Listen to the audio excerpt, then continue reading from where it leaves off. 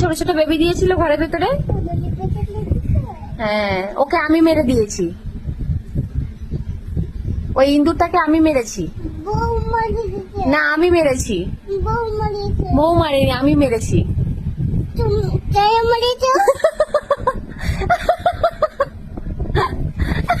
আমি মেলে যাব।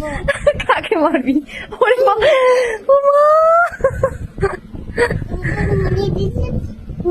বাবা, তাই বলে তুই আমাকে মারবি? ইঁদুর মরে গেছে বলে তুই আমাকে মারবি? ওরে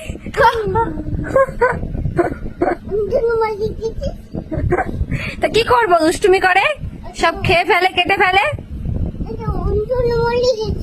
হ্যাঁ, আমি মেরেছি, আমি মেরেছি, আমি মেরেছি।